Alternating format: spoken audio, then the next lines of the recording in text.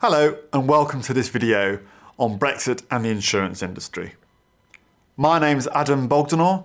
I'm a partner at Berwin Leighton Paisner LLP, and at BLP I work in the area of corporate insurance. This video will explore some of the issues posed by Brexit for the UK insurance industry, and will cover issues such as passporting, equivalence, and what practically insurers should be doing and when.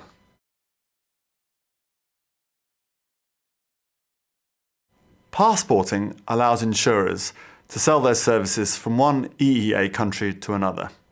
So the EEA is the European Union, plus Norway, Iceland and Liechtenstein. And a company, say in France, can sell their services to Germany basically through a notification process. There's no need to get separately authorised in Germany. Now there's two ways they can do that. One is through setting up a branch in the other country, the so-called host country. The other way is to do so without a branch, just cross-border, which is known as the services passport. Both of these are essentially enshrined in the European Union Treaty, the original Treaty of Rome, and have subsequently been elucidated in the insurance directives and now Solvency II. So they are a very important right for European insurers. Now, there are certain requirements that a host country can require an insurer from a home state to abide by. And these are known as the general good, and they cover conduct issues such as notification, consumer protection, workers' protection, and so forth.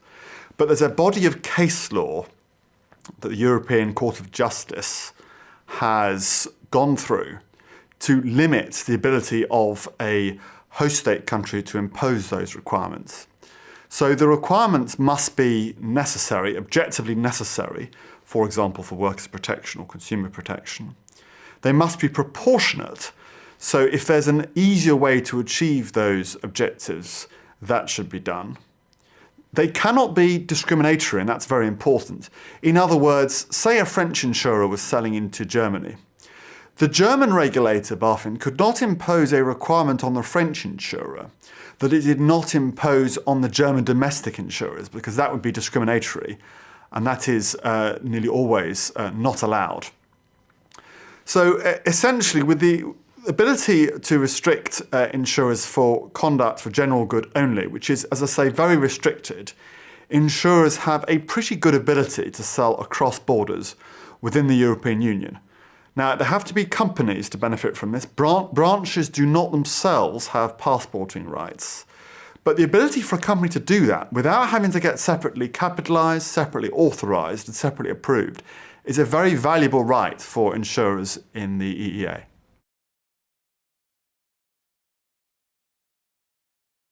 There are three types of equivalence that Solvency II grants potentially to third countries. And by third countries, I mean countries that are not members of the EEA, such as America or Switzerland or any other country outside the EEA.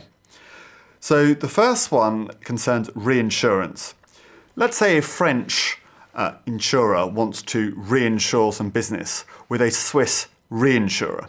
Now, Switzerland is not part of the EEA, it's not part of the single market. So without equivalence, the Swiss reinsurer could be treated differently in all sorts of ways, particularly capital treatment. But because Switzerland and Bermuda, with certain exceptions, is regarded as equivalent for reinsurance, that reinsurance contract will be treated by the EU as if it had been concluded with a reinsurer based in an EEA country, and therefore there won't be any discrimination on that basis, which obviously is very advantageous to reinsurers in those equivalent countries. Now, there are two other forms of equivalence. One is so-called group solvency, which is where you have EEA insurers that have subsidiaries in third countries, such as the US or Canada or Mexico. And that basically allows those subsidiaries to be included in the group solvency calculations of the EEA holding company. And several countries have that equivalence now. The last type is a type that's most relevant for the UK after Brexit, because this is where you have a third country with a holding company that has a subsidiary in the EU. And this allows the group solvency and supervision to be done at the level of the holding company, instead of having to have separate Solvency II calculations for the group. So this is where you have a third country with a holding company and subsidiaries in the EU or EEA. Now, at the moment, only Switzerland and Bermuda, with certain exceptions, have this level of equivalence. America, for example, does not have this.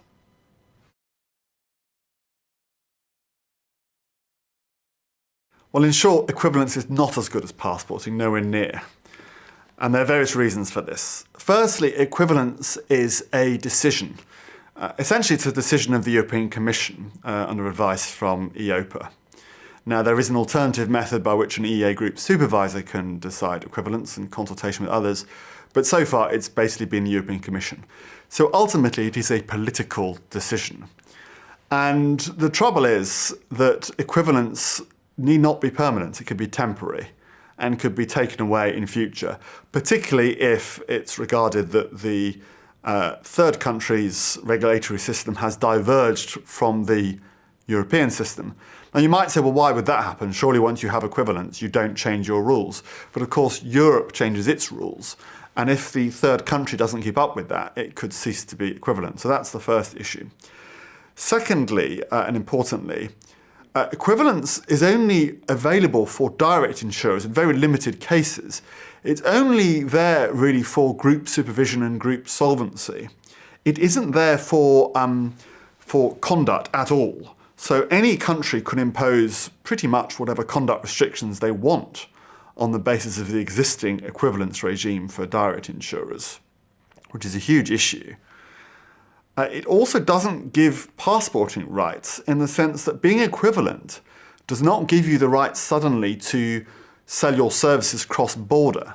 You would need separate authorizations for that, just as if you weren't equivalent. So it's very different from passporting. And also, equivalence is not available at all for brokers. There's no equivalence regime in place for brokers at the moment. It is available for reinsurers, and that is useful. But for direct insurers, equivalence is very limited at the moment under Solvency II. Another issue is that although you may get group supervision equivalence, that wouldn't cover your solo capital treatment. So if you are an insurer with an internal model that's been approved by the PRA in the UK after Brexit, you might still need it to be approved by an individual country in the EEA.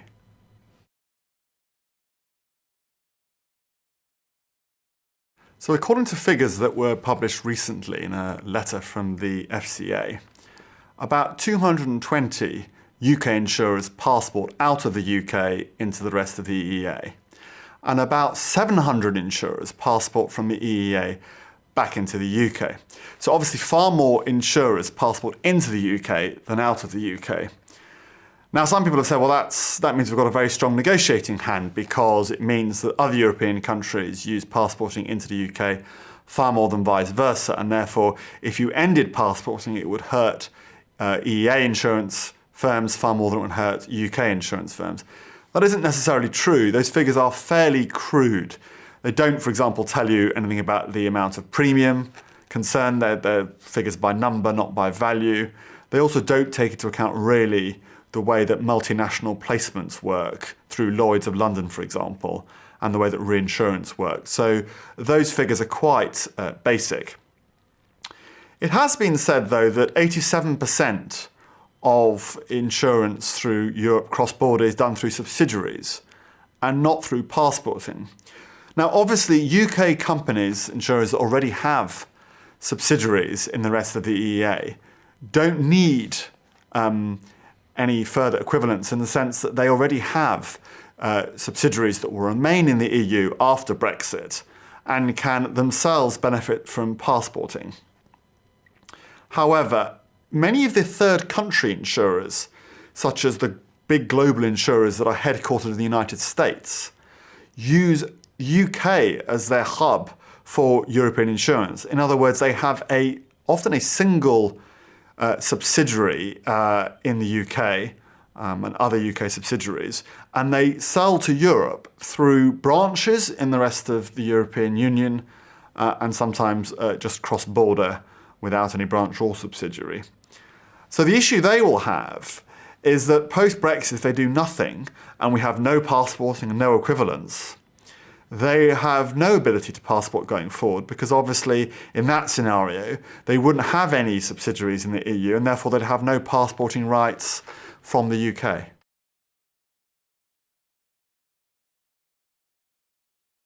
What can insurers do if they're worried about the potential loss of passporting rights as a result of Brexit? Well, essentially there are three main options. One is if they do not already have any subsidiaries located in the EU other than the UK, they can incorporate a new subsidiary elsewhere in the EU or EEA. That would then grant them passporting rights to sell their services across borders in the EEA. Of course, easier said than done. For a new subsidiary, you need a new authorization. There is quite a long process to go through, particularly if you have no infrastructure in the country. You have operations to set up, you have to agree the capital, and in practice it can be quite inefficient because you may not get the authorization you need in the short term to release capital from the UK, and therefore to some extent you're duplicating capital, which can be quite inefficient and is far from ideal. The second option is to acquire an existing EEA or EU insurance company, because by doing that you will benefit from the passporting that that group currently has. Now, of course, you'd have to go through a change of control process that can take several months, but that would allow you to benefit from passporting rights.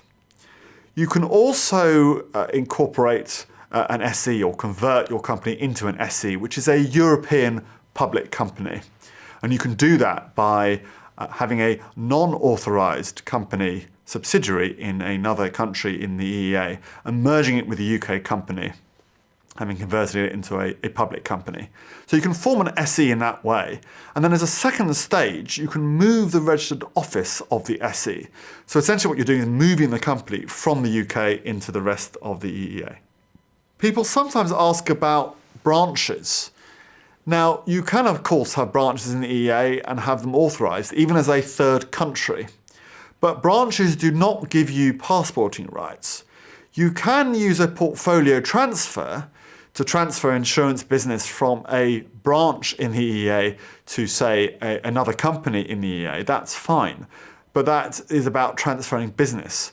The branches don't give you passporting rights, and therefore a branch won't resolve the issue of how to get the ability to sell cross-border in an easy way post-Brexit.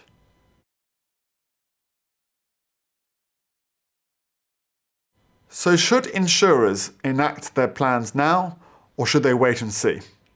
Well, certainly insurers should be doing their contingency planning now, and probably most insurers already have done so. So the question really is, if and when do they put these plans into operation? And it's a very difficult question because no one really knows what's going to happen. And if you're thinking of incorporating a new subsidiary and getting it authorised in another EEA country, or doing an acquisition of a company, or forming an SE, a European company, all of those take time. Particularly where you're incorporating a new company and getting it authorised. You may be looking at a year, possibly 2 years.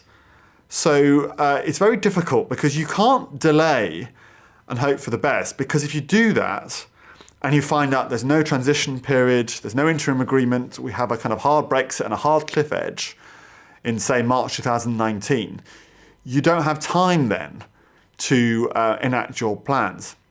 So the prudent thing to do is to start thinking about what is your lead time? How quickly can you put these plans into effect, and then work backwards from the 2 years after Article 50 is triggered, which the government says will be done by the end of this March 2017.